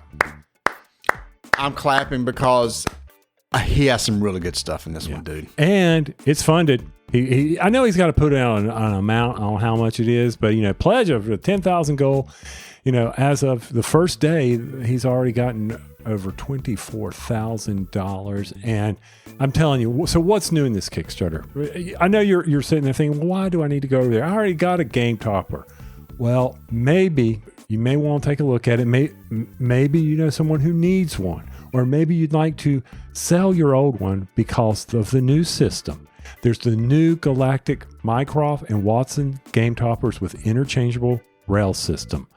Hey, maybe you get tired of the old rail system, put in a new one. All right, this is the thing that sits on top. Maybe you just need a second one. Maybe you need a second, or maybe a buddy comes over and he's sitting there playing with his knife. And he digs into it. Why? Because he's mad. Because the cubes didn't fall out of, you got your knife out. The cubes didn't fall out of the tumbler like you thought they should. And you start getting all upset. Then you have the UV protected vinyl scratch resistant inlay provides extra longevity. There you go. Scratch resistant. So the knife, I dare you to scratch this thing. Tony, I think you and I are probably the one most interested in is the Galactic Deck Builder. Mm-hmm. So it's designed to be used for different types of games, and they show them here like being used for Star Realms, deck building games where you have a market in the middle of the table, but it is perfect for Star Wars Unlimited 2-player, multiple zones, a place for your resources, a place for your deck, your discard pile. I'm getting one of those. I saw that. I was like, okay, he's thinking outside the box. But then there's the terrain packs. So you go out there, you put the arid mat down, and you go into the terrain packs. And then, so you've got a little D&D happening here, or maybe some miniatures going on, little skirmishes. Here are the terrain packs. Flat, but I love this concept. I don't have to have all these buildings out there, but there are buildings in these terrains. You can get terrain buildings as well. Berkey's thinking about it all. He's thinking outside the box with this. Go over there. $25 gets you, that initial a la carte accessory pledge. All right. To get it in there, because you can always spend a little bit more. Of course, you're going to spend a little bit more. The mats, you've heard us talk about them. Go out there, put $25 down so you don't miss this, so that you make sure that Berkey makes enough of these. Definitely go take a look at some of these new mats. Take a look at the new heavy-duty designs of the game toppers. You won't be sorry if you don't have a game table, you're new to the hobby. This is the way to go. That's Gametoppers LLC. Follow the link to the new Kickstarter. I like card-driven engine building games. So when we were offered the chance to check out Evenfall from designer Stefano Del Silvio from Madigo Games, I thought, yes. Number one, I saw the card on this, Tony, and I think the card on the art on this is really cool. Yeah.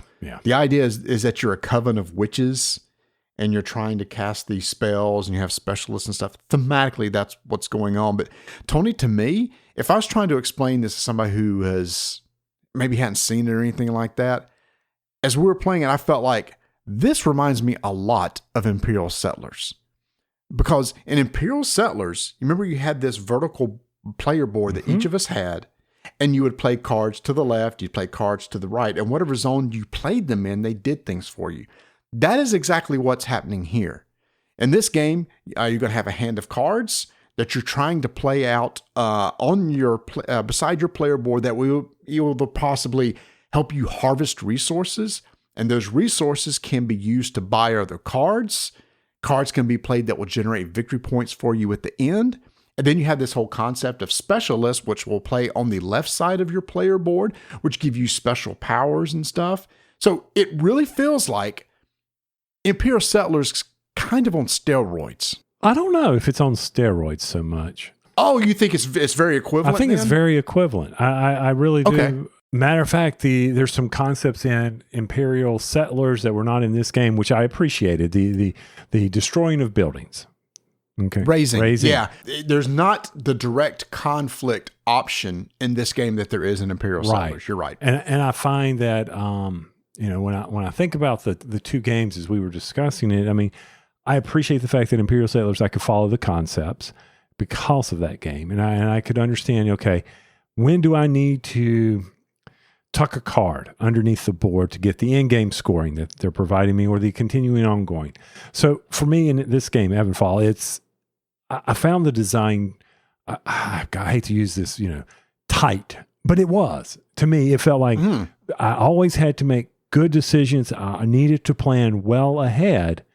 But I also felt like that I was never locked out. We played with 4 players, and I never felt like there was a rush for me to go do certain things like in other types of games. I didn't. You may have. There's these region boards in the middle of the table, and there's this worker placement type aspect of this game because each of you have 4 witches and 4 elders, and these witches can be put on action spaces, and some of those action spaces are on these region boards that are set in the middle of the table that can get you new places of power, which is a type of card that you'll need because in order to play a ritual card on top of.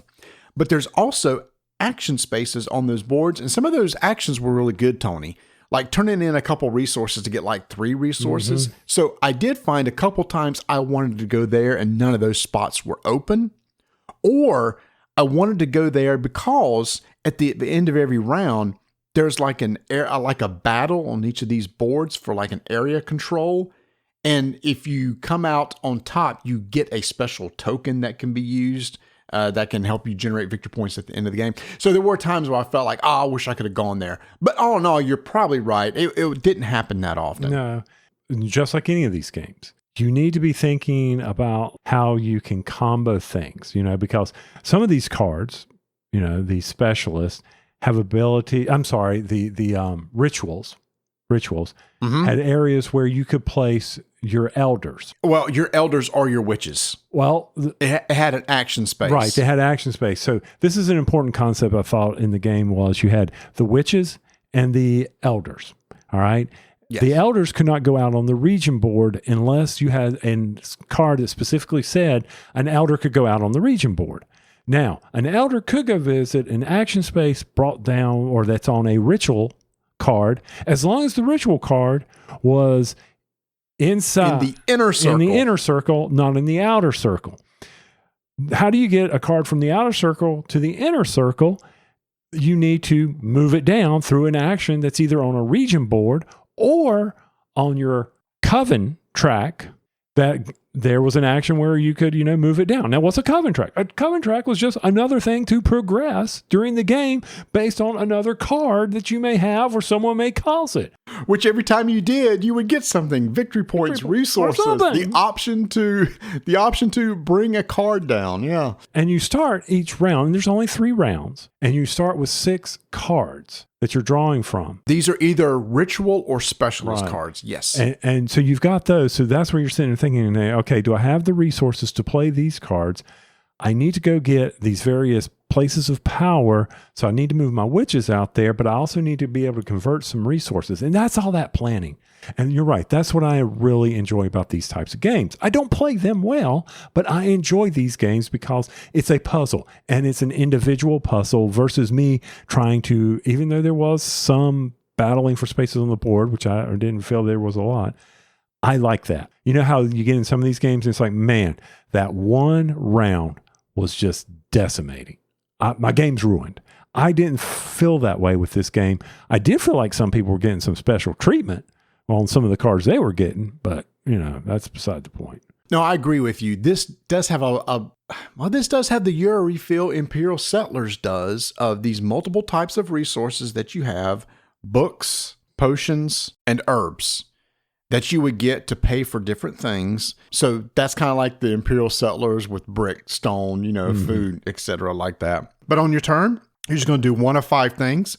This place of power card that's at the region board, you place a witch out there, you claim it. You have to have a place of power to the right side of your board to even play one of the ritual cards from your hand, which is another action that you can do. You can activate your clan token, which will immediately let you harvest everything. Just like in Imperial Settlers, on the upper right side of your little player board, you would collect all the resources from all the cards that are there. And we play what's called the day phase of the game. There's also a night phase version where each of the witching covens has a special ability, and you would trigger that by activating your clan card. Again, you play those cards, the ritualist, the specialist go on the left, or those ritualists at the very bottom of the card has maybe an end of round or end of game scoring that you tuck that under the bottom of the card. Multi-use cards. Something else I am a big fan of, which I took advantage of to help me kind of come back towards the end of the game. These ritualist cards, some of them add brand new worker placement spots or action spaces that you can send your witches or elders to do other things. And then there was this concept of building a catalyst, was putting a token on the card, which will either gain you mana or when you harvest, it got you a little bit more. Speaking of mana, once everybody is passed, we go to this battle phase where in each of the regions, we're going to add up the strength of the witches that are there, and then you can secretly spend some mana that you've accumulated over time. Whoever has the most mana gets to claim a power stone, and a power stone can increase the victory points of one of the particular places of power that you have in play at the end of the game. Great. But the other thing is, you want to have your power high enough in those regions because that will give you some extra stuff. Some of those regions say, hey, if your power is 4, you get this. If it's 6, you get whatever is at 6 and 4. And if it's at 8, you get all 3. So all of us are trying to vie to get our power up to 8 so we can collect all those really sweet rewards at the end of each round. Yeah, but it came down to the power stones because those are points, doubling points. And some of the cards we had, those were, if I had a ritual that was sitting down there with 4 victory points, because the spread of the victory points on these cards is not that much, 1 to 4. I don't think I ever saw anything like a 5 or 6. But anyway, if I could get the power stone that matches the place of power, there's a symbol up there that my ritualist is attached to, or my ritual is attached to, then I can double it. It does me no good to get a power stone that's a different shape than the one on my place of power. So that's where the battle comes in. And at the end of the game, you want to get all those cards as what's called in your outer circle, which has been generating resources for you during your turn, to shift those down to your inner circle to make sure that you can get those victory points at the end, because any cards that's left in your outer circle give you no in-game victory points. So then there's a rush to take all those cards you've been using to generate resources the whole game to find ways, actions and stuff to pull those down to your inner circle before the in-game triggers. I don't know. It's just one of those games like Imperial Settlers that's kind of right up my alley. I enjoyed my entire time playing it. My biggest nitpick was the rules do state 30 minutes per player, and that's pretty much spot on. We play with 4 players, 2 hours. I think the sweet spot is going to be 3 players for me, because at 2 hours, it was starting getting a tad long. I think the 90-hour mark will be perfect. Okay. 90-hour. Wow, 90-minute mark will be 90 perfect. hour. I'm not playing that game with you. Not happening. No. I'm not new.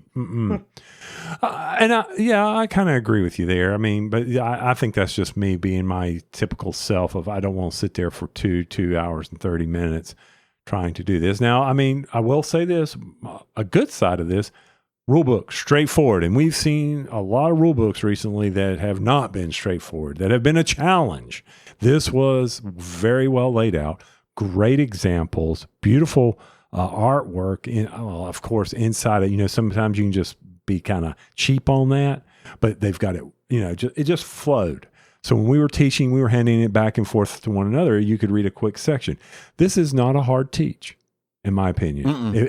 If someone has played these types of games, you can, like Marty's been doing throughout this whole review, is you can talk about, hey, if you played Imperial Settlers, well, this is very similar. Let me tell you some of the key differences. You brought up the rule book as I'm looking through it now. Every single section that talks about a specific action has a well laid out example.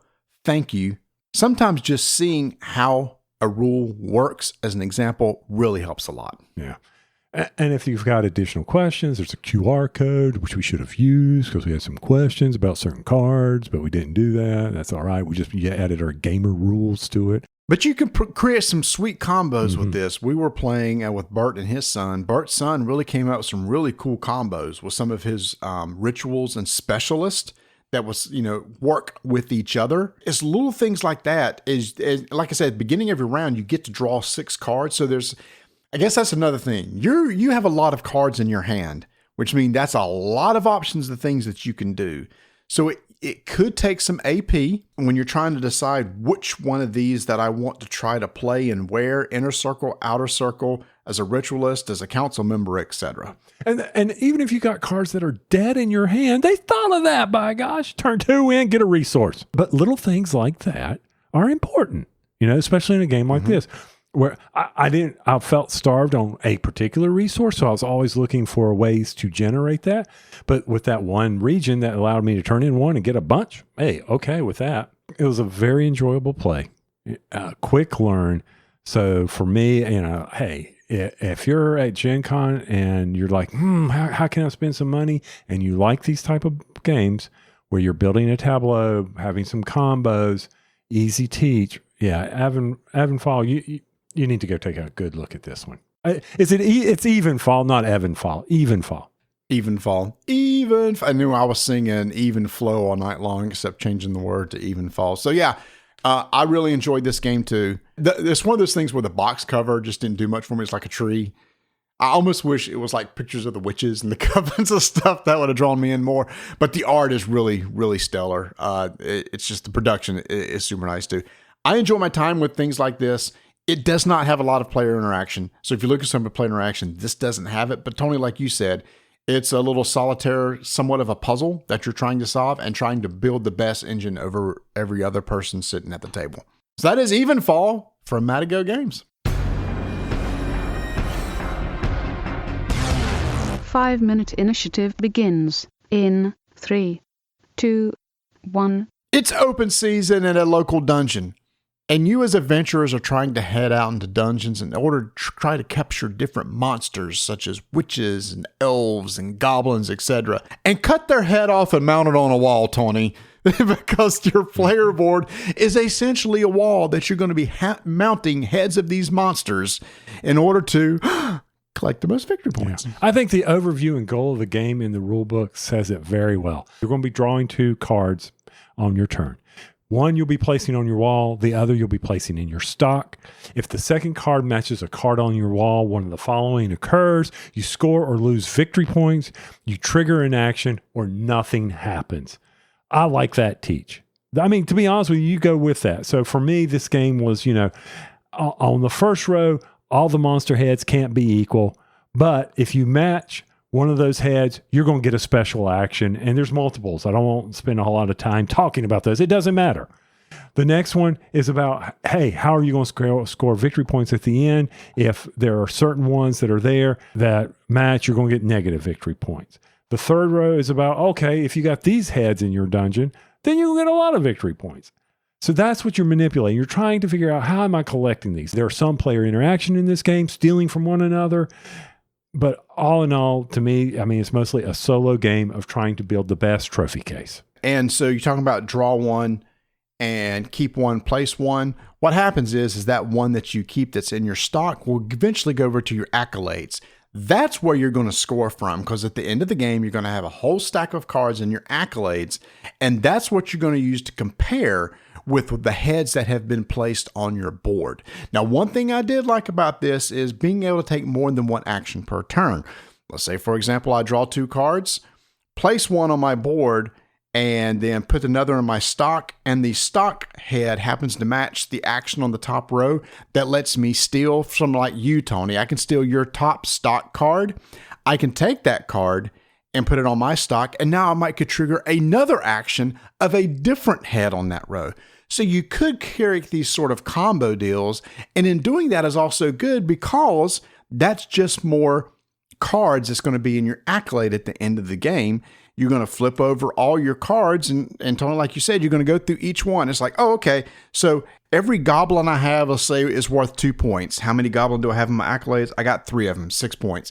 Uh-oh. This is worth minus points. For every this type of head I have is minus 2 points. How many of those do I have? So as you're taking these, every slot on your wall is going to be filled. Something's going to be worth negative points. Whatever's worth negative, you just try to make sure not to draft or get any of those. Straightforward set collection type of game where you're comparing, the monsters, or something about maybe they got daggers or they've got a eye patch on. All this is why you're collecting them. So there's 2 different types of things that you're looking at on the card.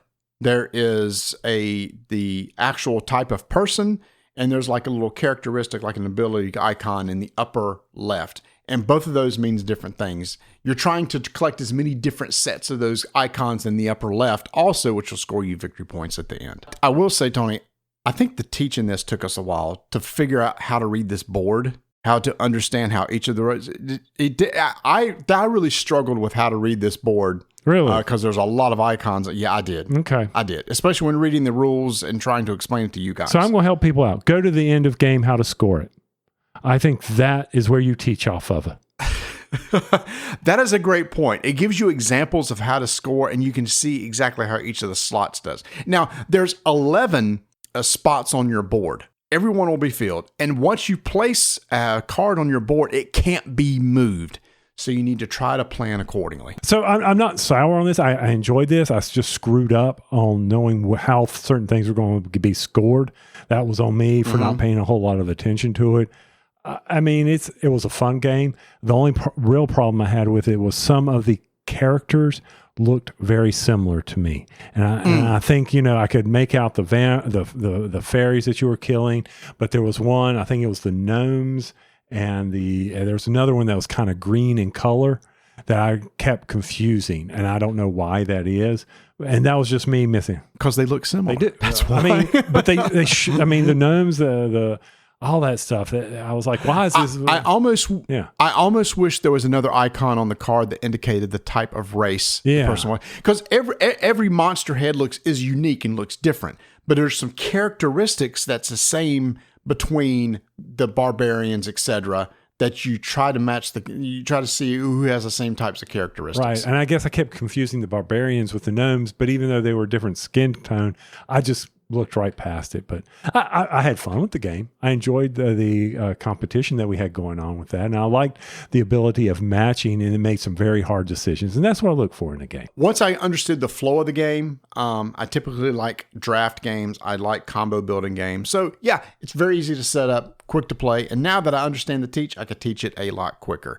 So this is Open Season from designers Amelia Asse and Roman Lisiandro from Sit Down Games. 5-minute initiative is complete.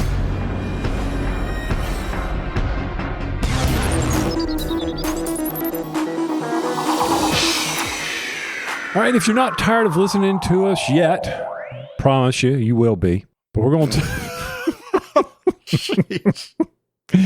but pay attention for one more good one here. This is called River of Gold. Designer Keith Peugeot, brought to us by Office Dog.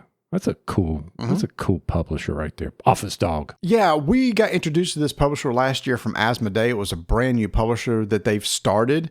And River of Gold is based off their Legend of the Five Rings IP. So that's where this came from. So we actually got to see this, an early copy last year, and finally got to play it. Yes. Premise. Imagine this. Get most victory points for the win. Y'all haven't heard this in that episode yet, by the way. Well, it depends on what order I put this, Tony. River of Gold may be the first one I put. Now it can't be. No, it could have been Tommy. It could have been Gold by Spandau Ballet. Spandau Ballet. It could have been Proud Mary. Because, we're rolling down a river here. Oh, we are. Now, I will say this. I, at first, when I saw this game and the theme is Legend of the Five Rings, I immediately made an assumption on what type of game this was going to be. Because the Legend of the Five Rings, you've got clans fighting each other. I thought, fighting over maps, area control. So I was surprised when, nope, this is nothing like that at all. This is pretty much a real straight Euro with the L5R theme kind of on top of it. That's right. You are an esteemed merchant rolling down the river, delivering goods from one port to another, working on crafting a vast trade empire. It's right there in the rule book. And it's an incredible journey, forging your own trade route while fiercely competing for influence within the grand estates of nobility. Will you defy the odds and usher in unprecedented fortune to your clan? I mean, it's right there. It's right there, and that should give you the full theme of the game. Okay. All right. So without, Mari's going to tell you all about these rules and things like that. I want first off. Not really. I mean, literally you're going to have a dice that you've rolled. Okay, +1 for me. How did you feel? So at the end of your turn, you roll a dice, and it will determine either how far you move a ship and whether or not you can build in an area. Sorry. And okay, because you got two options with the die. You can either move or build, right? Yep. And sell a ship, build a building, or deliver to a customer. Yeah. Yep. How did you feel about the die? There's a way to mitigate it. There's ways to mitigate the roll. Zero issues with the die. Okay. Zero. None at all. Because they gave me a mitigation option. Because here's the thing. You've got this river that you're flowing down. And when you when you take your boat into a certain section, each section is going to touch 4 different ports in that section. People are going to be building buildings in those ports. And when you go there, you get something. So when I wanted to move 5 spaces, but I rolled a 4, what I could do was spend something called Divine Favor in order to modify the die +1, -1. Mm-hmm. Just give me something like that to where I need to make sure I need to take actions to keep my Divine Favor up in order to mitigate possible bad die rolls. Zero issue with the die mechanic in this game. Mm-hmm. I did not mind it either. I did find near the end of the game where my Divine Favor was kind of tight. I couldn't, manipulate the dice as much as it was like, oh man, I need one more Divine Favor to be able to move an additional space. Or I want to build in this area because I have the capability and it will help me meet some objective that I want to do as I build. Because when I build in a region, I am influencing that region. And maybe I had some scoring that I needed to do. Like I knew that if I was the winner there, I would get a lot more points. Or I had the most influence in that area. I would get additional victory points. And then I could also multiply those out. And that was sometimes some of the challenge with that. Now, here's the thing. If you've been listening to the podcast for years, you know that I've always been a big fan of Lords of Waterdeep. I love the whole idea of me building something on the board and putting on the board that when people go there, I get something in return. That's exactly what this has. So if you don't want to move your ship, your other option is to build a building. So you have 6 different colored regions on the board that matches the 6 different colored sides of the die. And I can choose, hey, the die is showing green, whatever. And it's like, I'm going to build a building in the green region. You have a market of buildings at the bottom. I'm going to pay what's called Goku, is like the gold cost to get that building, and place it in that region. When I place that in the region, you might get an influence in that region, which is another thing to track, as each region has an influence marker, and whoever is the furthest on the influence track gets some bonus points at the end, another little thing to track during the game. But then after I put my marker on there, anytime anybody comes to that space, they get something, and I get something, and I like that sort of thing. Mm-hmm. What that does is that keeps me engaged in every single person's turn, because I might be getting something every turn, and I'm not just sitting there staring at my phone waiting for my turn to come up. Right, because it's helping you make a decision on what you want to do next, because maybe you need more coins, right? and you're really hoping that that person moves. Maybe you help volunteer some information to them. You know, you really should come down there because you need coins and you're going to help me out. You know what I'm saying? Because move on down the river a little bit there. Also, like you could just go to a spot that has your building and you get both benefits as the person who traveled there and the person who owns it. And shoot, you might even have a card that says, hey, if you visit your own building, guess what? You get something else. So you've sailed the ship, you've built, now you can deliver to a customer. If your dice is in the area, the region number that matches the icon on the customer card, you can deliver some goods. Hey, you make that happy. You deliver to the monks, and they're very happy that you've delivered to them. And in doing so, you're going to get something in return. You're going to have a deliverability. Then there may be an ongoing ability, and then there may be an in-game ability. It depends on the customer you're delivering to. And this is something else, Marty, that for me, the customers, it may be the same customer, but there may be monks in all 6 of the regions. So you've got to plan accordingly. Like that's where the rub came in. I think, I need these, and then this die roll is exactly what I need, but I have that customer in the region that matches the die roll. But wait, I really wanted to build in this region as well. That's your hard decision on your turn. The game flowed very fast. It was like a fast-moving rapid. 100%. I totally agree with that. Once your ship or boat gets to the end of the river, you just wrap around and start right again back at the top. So you're just constantly going down the river and then flipping around. Also, in a lot of common Euros, at the beginning of the game, there were some competitive goal cards that were dealt out that could be achieved during the game. The first one to go there gets the most victory points. The second gets the second most. So that little concept is in there too. So as you can hear, this is a really kind of a basic feeling Euro, but everything that was in it, I really liked and enjoyed. I'm getting to where if you find a clever way to use a die, I'm going to like it, and they did that. Oh, the die, the value, move a ship. The color, it's where you can build a building, or the color is where you can deliver to a customer. So the die comes into play every single turn, and you could mitigate that die. And it was funny, we were talking, it's like, when do you roll the die? You roll it at the end of your turn, and I like that because I can plan. It's not like I'm rolling at the beginning of my turn and then I have to decide what I'm going to do. So I have time to think about it. All right. And when I look at these types of games that we've seen, Agizia, other types of games where you move along, and I know Francis. Agizia is a good comparison. Yeah. Because it kind of looks the same. Yeah. The board and but it's the wharf building it, and then I know Francis Drake is completely different, but any type that has that mechanism of moving along down the board, I equate the two. This one I felt it is actually, once again, a fairly straightforward teach. I think this is one that I could easily teach to my wife and get the concept over to her. Lords of Waterdeep, it's not outdated anymore. It's a great game, right, Marty? I don't have it. Mm-hmm.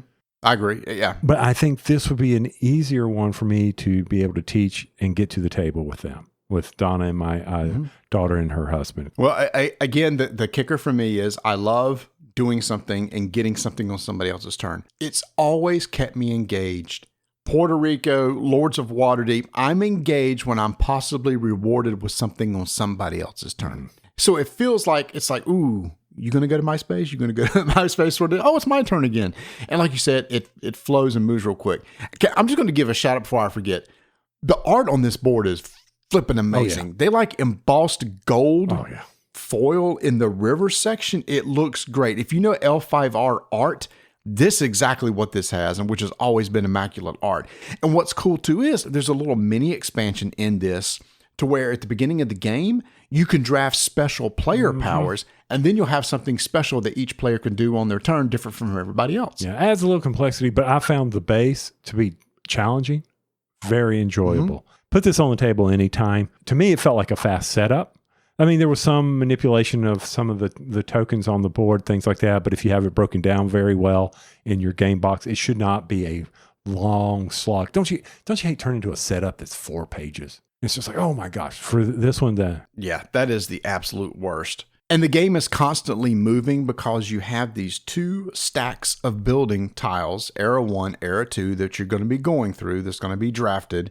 And these buildings, as soon as one went away, A new one will come out. Somebody gets to the end of the river. That clears off one of the buildings. So there's your built-in timer. And once you've gone through both stacks of buildings, that's what triggers the end of the game. It's one of those things that had really sweet resource management. I need to make sure I have enough money of this. I need to make sure I collect these resources so I can deliver it to the customer. Had my dice mitigation. Had the things, the benefits of somebody else going to your building. It has a lot of things in the package that I like. I would say it really doesn't do anything new, but it just puts all these little pieces together that I enjoyed during my play of this game that lasts 60 to 90 minutes. Mm-hmm. Yeah, no. If I were to not be trying to whittle down the collection, I would be adding this one. When I went into this, I was not looking forward to it. But as the game progressed, I felt competitive. And I felt like it was a very tight game. I also liked some of the tension that we had when we were building the ports. Oh, man, Marty, why'd you do that one? I wanted to go there. And what's cool, too, is the way the board is built out. There's a cost where you build a building. The higher cost building spots are higher cost because they're in multiple zones.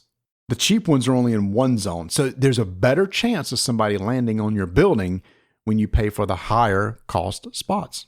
So little things like that is just really clever. That is River of Gold from Office Dog. Hey, Tony, we've been recording for a couple hours, and I see that you seem very comfortable in your eWin chair. You feeling good sitting in that thing? I am feeling very good. Back is well supported. I can go back and put my head on that pillow while you start talking rules, and I can get a good nap. That's right, y'all. We've been talking about eWin racing chairs for years. Why? Because we're big fans of them. They're comfortable. I love the latest Championship Series chair that has the lumbar support. That's the biggest thing with me. The first chairs we got did not have this, and now you've got this dial on the side of your chair that will bring out an extension to the lower part of your back, which gives you good support. I can sit here forever. I've got the cloth cover chair, Tony, just like you. As opposed to like the faux leather or the leather type stuff, our legs don't stick to it in the summertime, which is really good in the South. Yep. And, the sweat isn't beating up on my hind end. So I think that's a little TMI on the eWin chairs. But, What's that, swamp butt? Yeah, swamp butt. Hey, great chairs. I've not had any issues with it. The mechanisms are still working, reclines very well, doesn't squeak when I rock because people would be hearing that on the podcast. So yeah, very comfortable chair. Yeah, and these chairs range from like $370 to $230, a bunch of different styles, ranges, colors. But the nice thing, y'all, is you can get 30% off any chair using code RDTN. That means a chair, one of the nice ones now, that costs $370, you can get for $259. It's an amazing savings. This code just goes on forever. It's not like this month or whatever. A lot of our listeners have taken advantage of it because they tell us about it in the Discord channel, and they're still using it today. So head on over to ewinracing.com. Check out all their styles of chairs, the colors, all their features. They also have gaming desks in case you want to look into something like that. Remember the code RDTN to get 30% off your order today. All right, you're still with us. Thanks. We appreciate it. Woo! It's a long one, y'all. Told you it was a long one. I could just simply say, keep rolling dice, and Marty would say, taking names, and we could be out of here. But what we want to do is, in our conclusion here, we've talked about all these games that are going to be brand new coming out at Gen Con.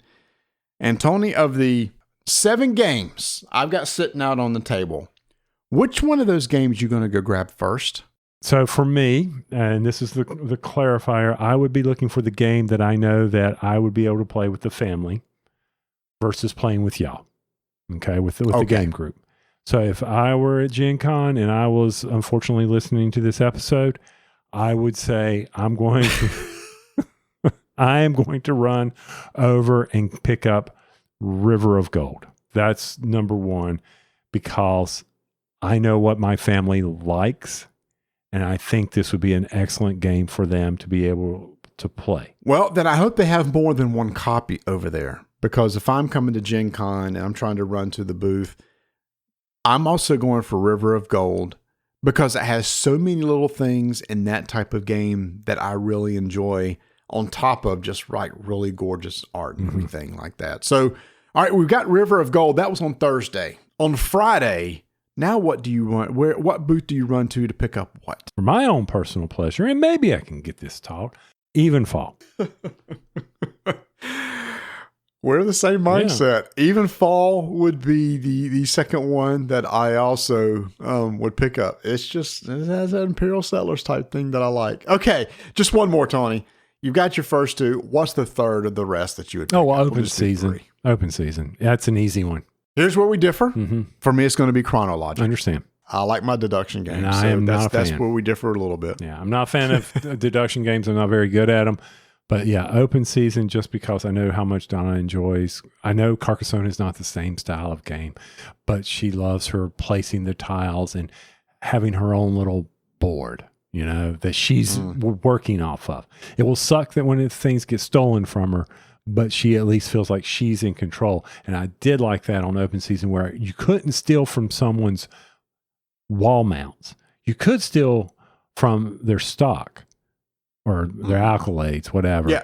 No, from their stock. Because at the beginning of the turn, you take everything in the stock and you move it over to your accolades. But they're available for anybody else. So yeah, that's why open season's number 3. So yeah, but we did get to play a lot of good games. I will say probably the most thematic of everything we played was still Hard Rock 1977. I think thematically that's one of the better. You mean Rock Hard? Hard Rock. Hard Rock is where we go eat. I know. I don't know how many times I've said that too. Yeah, how much candy have you had? Rock Hard 1977. Whew. You got a sugar high? Candy? That's right. Yeah, sugar high going there, big boy? Huh? It wasn't the sugar free. I mean, tell you that. At SFGE, we could have broken into the Guitar Hero, relived some of our classic moments. You could have been on the mic. I could have been on the guitar. We'd been playing at SFGE. Nah, I would not have been on the mic. I would have been on the guitar or the drums. But, yeah. I could not do the drums in that game. I saw that. I was like, where's Guitar Hero? I know they got to have this at SFG. They did. Remember, they had the whole room set up where you could go and play. I was like, man, I do not want to go in there and embarrass myself. The problem with the drums, it was set up for right-handers, and I'm left-handed, so I look kind of screwy playing it. In your years of experience, you'd think you would have learned to switch hit. I do play golf and bat right-handed. Okay, it sounds like there's a mental thing going on here, but there was a mental problem going on because then I would play drums left-handed. So yeah, I'm all over the place. I do know that our Star Wars, the Shadows of the Galaxy, we've got some events at Gen Con we'll be interested in. I'm very excited about that. Looking forward to doing that. It's sold out. So somebody's going to get 3 easy wins against me, but be kind. There's a lot of stuff going on at Gen Con. Looking forward to the show. But most importantly, I cannot wait to see Chevy and set up a booth. I'm very excited to be setting up Portal's booth this year. Are we taking knee pads? Or you think we're good? Oh, we don't need none of that. We're good. We're solid on that. Besides, we can just use a couple board games that, we can put them underneath our knees. I don't think agnostic. It'll go in the ding and dent. Let's find the ding and dent from the pallets that don't show up. Next episode will be our big Gen Con episode, which we'll record every night at Gen Con. So you can get us as we're late at night, we're giddy, we're tired, talking about what we saw during the day. That episode's going to be short. I'm over that. I'm going to be tired. I'm going to go to bed. I'll let Marty just go into the bathroom and talk to himself. He can interview himself about this stuff he saw. But with that, I'm going to keep rolling dice. And taking names.